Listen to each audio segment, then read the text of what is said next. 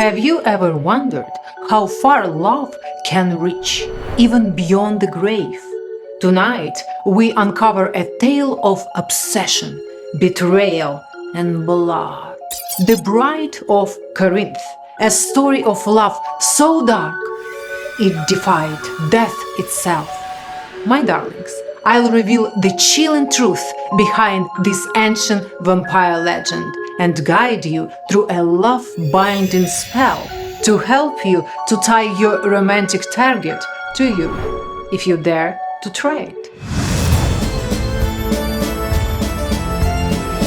Welcome, my darlings, seekers of secret spells and shadows. I'm Victoria Unikel, artist and media mogul by day and modern witch exorcista by night. And I'll be your guide through the mysteries that lie hidden in shadows. Tonight, we celebrate love, but not with chocolates or roses. Instead, we dive into a chilling love story from ancient Greece. A story so dark, so thrilling, it's been called the world's first vampire tale. The Bride of Corinth is a story like no other, called the first vampire tale in Western history. Tonight, I'll take you through this haunting legend, one that has been whispered for centuries and still sends chills down the spines of those who hear it. And for those of you seeking your own connection, I'll guide you through a love-binding spell, ritual. But be warned, love, born of magic, always comes with a price.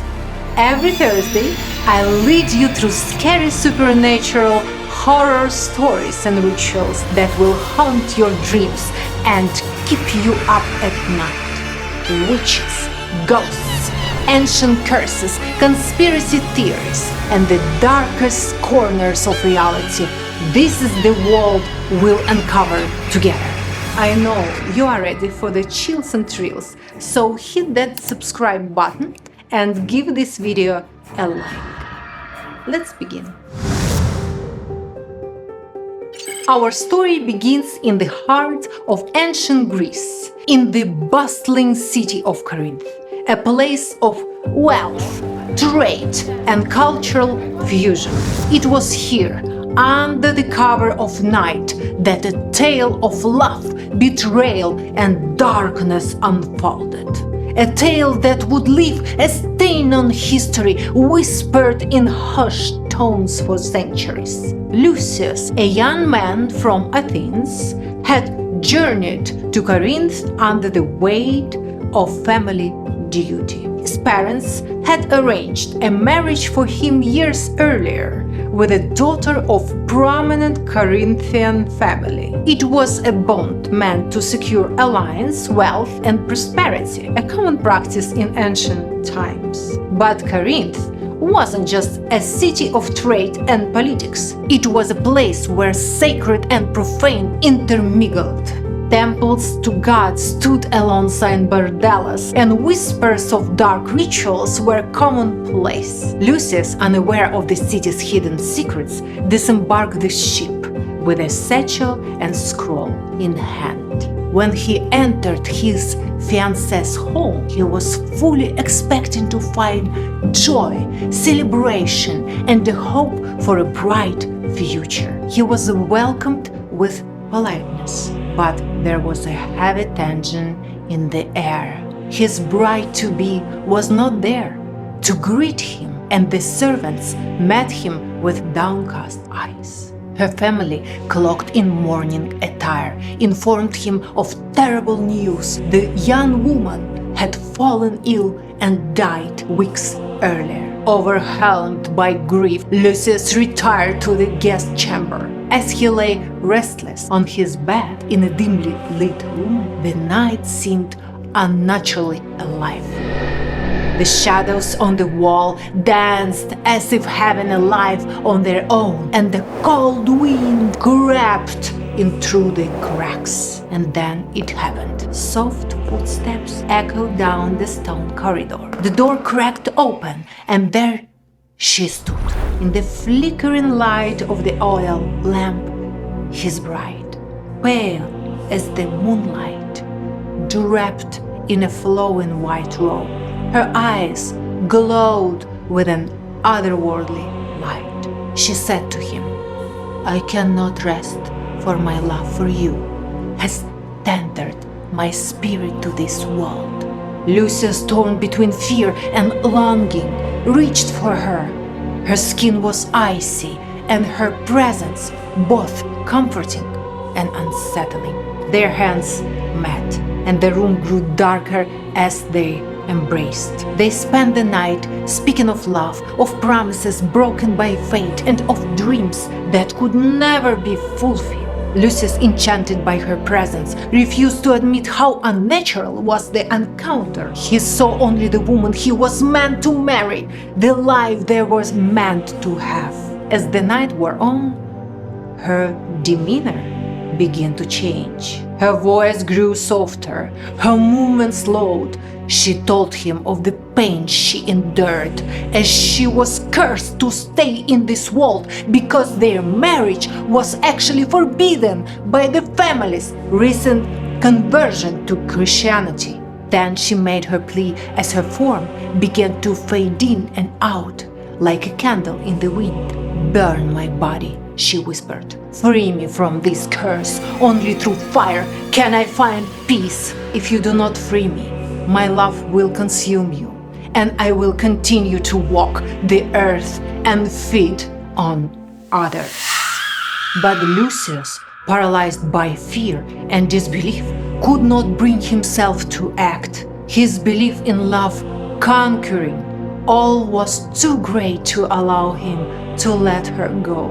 When morning came, the servants entered Lucius' room, only to find him pale and lifeless, his face frozen in an expression of terror. The family, horrified, declared it a curse, blaming the spirits of the underworld. But the servants whispered another tale, a tale of a bride returned from the dead to claim the love that was stolen from her. The story of the Bride of Corinth is more than a tragic love story. It's often regarded as one of the earliest vampire tales in Western history, a tale that hints at humanity's oldest fears, the boundary between love and obsession, and the line between life and death. Vampires, or beings like them, appear in nearly every culture. History is full of such creatures. The Strigoi of Romania was a wraith-like spirit that attacked infants to drink their blood. The Chinese Shanji were zombie-like corpses of people who died a natural death. The Aswang of the Philippines were shape-shifting monsters that ate victims' flesh and drank their blood. But what makes the Bride of Corinth unique is the blend of romance and horror. She is not a monster in the traditional sense. She is a spirit bound by love so powerful it defies even death itself. A love-binding spell is one of the oldest and most misunderstood forms of magic that builds passion and desire in the target. Moreover, they who cast such a spell become a magnet for desires of all they encounter. If you are not 100% sure that your love interest can reciprocate your feelings, don't cast the spell on them. Instead, you will make yourself irresistible to others and attract the right person automatically. This is what you'll need: red candle, red crystals, a photo of you and the target if you have one, red ribbon, and red marker. Step 1. Place the photos in the middle with a crystal on each side and a red candle on the right.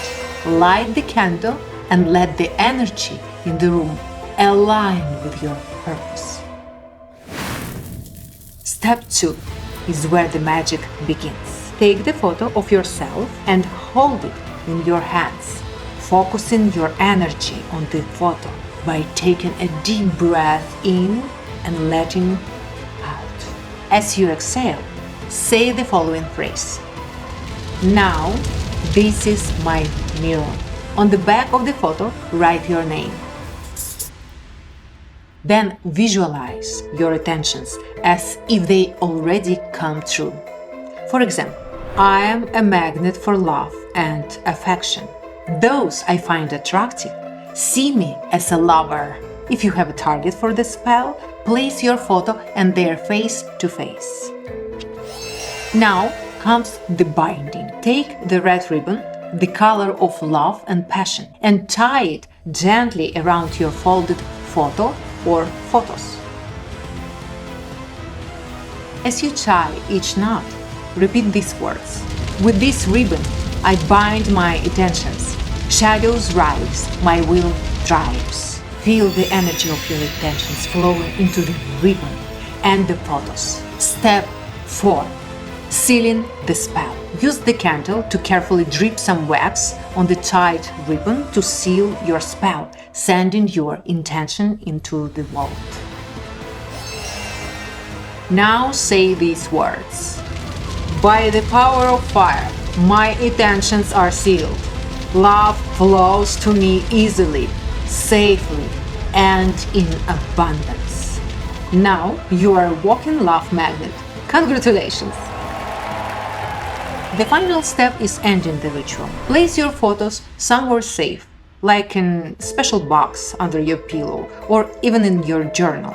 Just don't carry them around with you. Let the candle burn for another few minutes, then extinguish it and thank the universe for hearing your intentions. Gratitude is the final and most powerful ingredient in any spell. This spell isn't just about finding love. It's about creating space for love in your life. It's about honoring yourself, your worth, and your desires. Magic works best when it's rooted in self-love. Because when you truly love yourself, you attract love from others. Love can heal, transform, and yes, haunt. The Bride of Corinth reminds us to approach love with caution and respect. For even the strongest emotions can have a dark side. Now, I want to hear from you. Have you ever tried a love spell or felt the full of love so intense it changed your reality? Share your stories in the comments below. I'm always fascinated by the way love affects us all. And if you perform this ritual, tell me what you experienced. Did the candle's flame flicker differently? Did the air feel charged? Or maybe did someone new step in your life? Each Thursday, we uncover more stories of the supernatural, the mysterious, and the magical. So subscribe now to change your life. Until next Thursday, remember, the power of love begins within you. Light your candle, set your intention, and let the magic begin. Mwah.